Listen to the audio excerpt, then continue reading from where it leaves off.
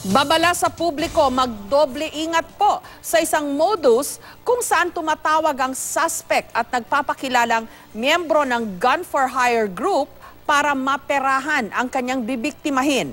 Payo ng mga otoridad, mag-ingat sa mga ipinopost sa social media. May special report si Oscar Oida. Bilang isang real estate agent, di na bago kay Nicole na makatanggap ng tawag mula sa mga unregistered number. Pero isa sa mga ito, sadya niyang ikinagulat at ikinabahala.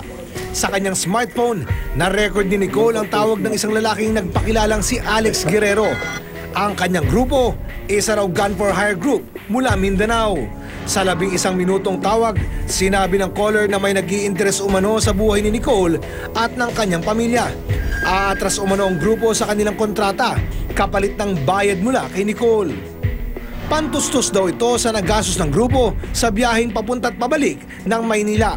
Matapos ang tawag, blinak daw ni Nicole ang number at agad siyang dumulog sa National Bureau of Investigation o NBI. Siyempre, mako-concern ka. Pero the moment sabihin niya na meron siyang job na patayin ka, parang paano man ako papatayin, di ba? Wala man akong kaaway.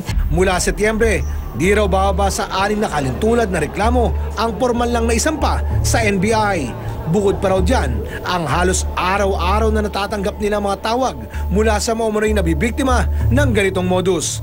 Gaya ng isang ito na nakapagbigay ng 10,000 piso kamakailan.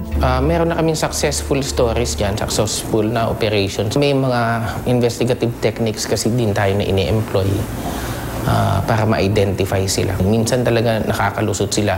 Madaming batas na dapat natin na pwede nating gamitin. Grave threats or minsan estafa, online fraud.